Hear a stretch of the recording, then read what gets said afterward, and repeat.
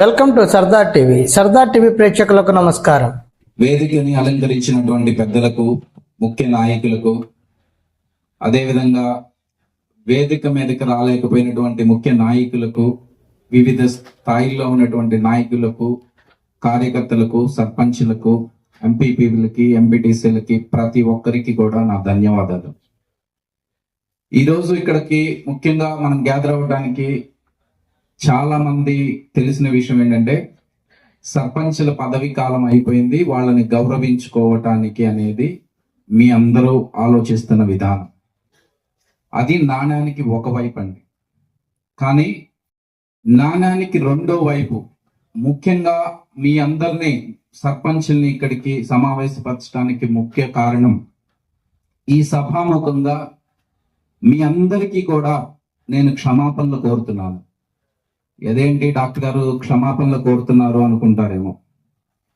ఈ 5 ఏళ్ల ప్రయాణంలో ఎంతమంది ప్రయాణం సాఫీగా సాగింది, నిజంగా ఎంతమంది సర్పంచులకి న్యాయం జరిగింది, ఎంతమంది సర్పంచులు సంతోషంగా ఉన్నారు అనేది ఒక్కసారి మీరు ఆలోచించండి.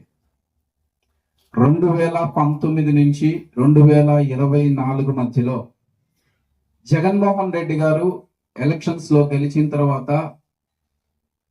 ఒకే ఒక విధానం మీద పనిచేశారండి. అదేంటంటే, రాజకీయాలకు అతీతంగా ప్రజలే ప్రథమం అనే ఒక సిద్ధాంతాన్ని బలంగా తీసుకెళ్లారు.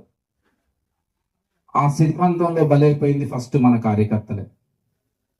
దానిలో సర్పంచ్లు ఉన్నారు, ఎంపీపీలు ఉన్నారు, ఎంపీటీసీలు ఉన్నారు. ఎందుకంటున్నానంటే, మన గవర్నమెంట్ ఉన్నప్పుడు దాదాపు 3 సంవత్సరాల్లో 1 సంవత్సరం కరోనా మహమ్మారి వల్ల పోయింది. దాంతో పాటు 2 ఏళ్ళు స్వపక్షంలో ఉన్నా గానీ ఎంతమంది ఇబ్బందులు పడ్డారో నేను కళ్ళారా చూశానండి. అది ఒక ఎత్తు అయితే, ఎలక్షన్స్ లో భారీ ఓటమి తరువాత మన సర్పంచులు పడ్డటువంటి కష్టం వర్ణనాతీతం. ఇబ్బందులు అయ్యాయి, బెదిరింపులు వచ్చాయి. కానీ కొంతమంది జారిపోయినా గానీ జగన్మోహన్ రెడ్డి గారి మీద అభిమానంతో పట్టిన జెండాని వీడకుండా ఉన్న ప్రతి ఒక్కరికి కూడా నా శిరస్సు వంచి నమస్కరిస్తున్నాను. మీరు పడ్డటువంటి కష్టానికి చాలా మందికి నష్టం జరిగింది, చాలా మందికి కష్టమైంది. ప్రతి ఒక్కటి కూడా రానున్న రోజుల్లో అవకాశం వచ్చినప్పుడు ప్రతి ఒక్కటి గుర్తు పెట్టుకుంటాను, ప్రతి ఒక్కళ్ళకి న్యాయం చేస్తానని ఈ సభాపూర్వకంగా మీకు మాటిస్తున్నాను. అదేవిధంగా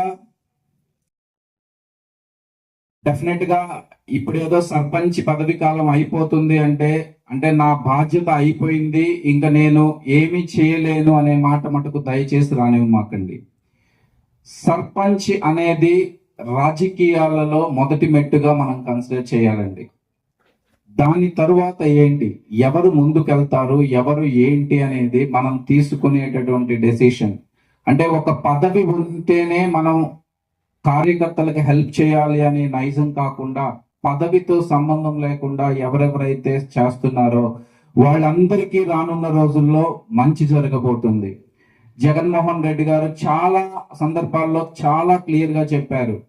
2.0 ఎలా ఉండబోతుందో మీ అందరికీ రేపు అధికారం వచ్చిన తర్వాత కాదు, అధికారం రాకముందు చూపించటానికే మాట్లాడిన ప్రతి ఒక్కళ్ళు అన్నారు. అశోక్ కుమార్ గారు ఏదో కొత్త సంస్కృతి తీసుకొస్తున్నారు అనేది.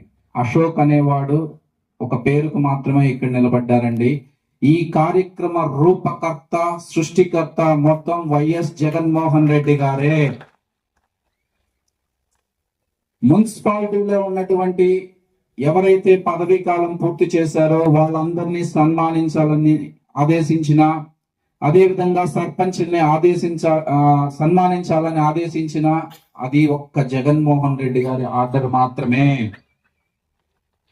గెలిచిన తరువాత ఎలా ఉంటుందో ఇది చూసి మీ ఊహకే వదిలేస్తున్నాం మేము.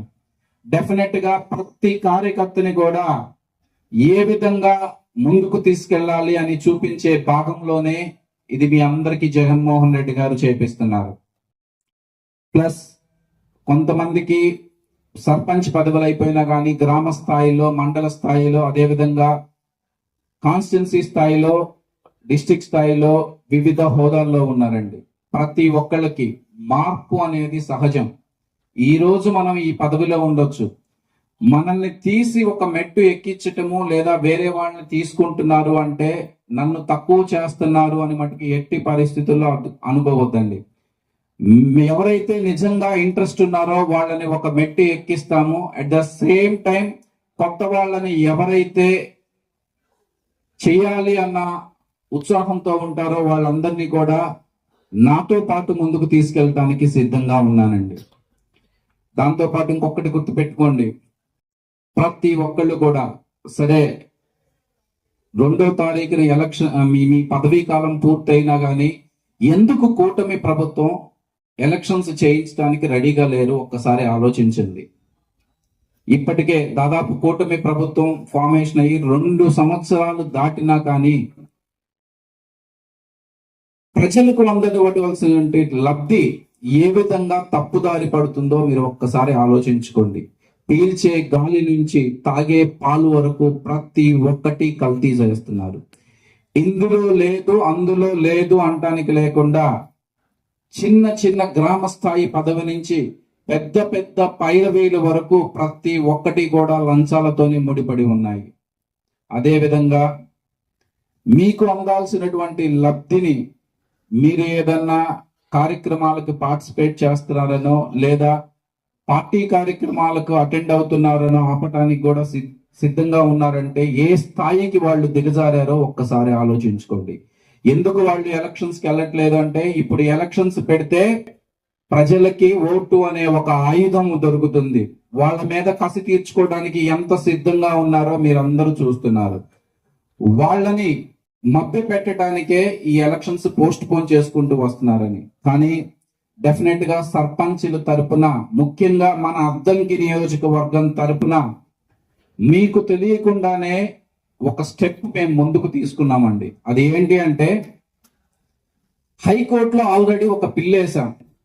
పర్టికులర్లీ అద్దంకి నుంచి కొంతమంది సర్పంచ్ల పర్మిషన్ తీసుకొని వాళ్ళ పేరు మీదే కొన్ని పిల్ వేసామండి. అది ఏంటి అంటే తక్షణమే ఎలక్షన్స్ జరిపించాలి, లేని పక్షంలో ఎలక్షన్స్ అయ్యేంత వరకు మా సర్పంచ్ పదవీ కాలాన్ని కొనసాగించాలి అనేది హైకోర్టులో ఆల్రెడీ పిల్లు వేయడం కూడా జరిగింది.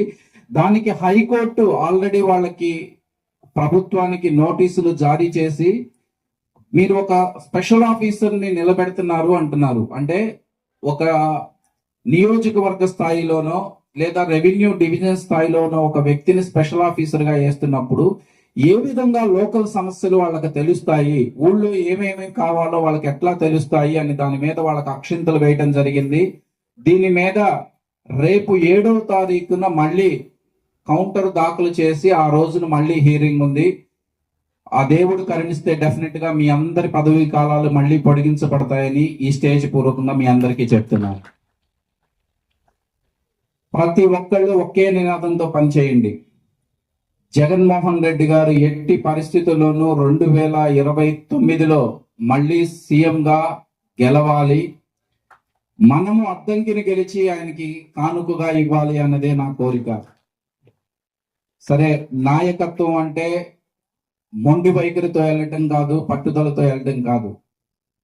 తప్పులు ఎవరు చెప్పినా విందామండి, సరి చేసుకుందామండి. నిజంగా మీకు తప్పు జరిగింది, మీకు అన్యాయం జరిగింది కాబట్టి సభాపూర్వకంగా నేను అందరికీ క్షమాపణలు చెప్పడానికి ఎటువంటి సంకోచం తీసుకోలేదండి. నాయకత్వం అంటే క్షమాపణలు చెప్పాలి, తప్పులు సరి చేసుకోవాలి. అది వైఎస్ఆర్సీపీ పార్టీ బలంగా నమ్ముతుందండి. 2029లో జగన్మోహన్ రెడ్డి గారు రాబోయేటటువంటి 2.0లో 100% కార్యకర్తలకి, నాయకులకి, ప్రతి ఒక్కరికి లబ్ధి చేకూర్చేలాగా చేస్తారని ఈ సభాపూర్వకంగా మీ అందరికీ తెలియజేస్తున్నారు. అదేవిధంగా ఇప్పుడు ఈ రోజుతో నిన్నటితో పదవీ విరమణ చేసినటువంటి ప్రతి ఒక్క సర్పంచ్ని గౌరవించుకుందామండి. వాళ్ళని చిరు సత్కారం చేస్తూ, ఇది అయిపోయింది అనుకోవద్దు, బట్ డెఫినెట్ గా చిన్న ఛాన్స్ మనకి ఈ పదవీ కాలం మళ్ళీ ఎలక్షన్స్ జరిగేంత వరకు కంటిన్యూ చేస్తారు అనేటటువంటి ఆశతో సెలవు తీసుకుంటున్నాను. ఇంకొక హామీ ఏంటంటే డెఫినెట్ గా చాలా మంది సర్పంచులు చేసిన పనులు కానివ్వండి, వాళ్ళు సగముల మధ్యలో ఆపేసినటువంటి బిల్లులు కానివ్వండి, ప్రతి ఒక్కటి కూడా మనకు అవకాశం వచ్చిన రోజున రూపాయితో సహా మళ్ళీ మీకు తిరిగి వచ్చేలాగా చేయడానికి నేను సిద్ధంగా ఉంటాను.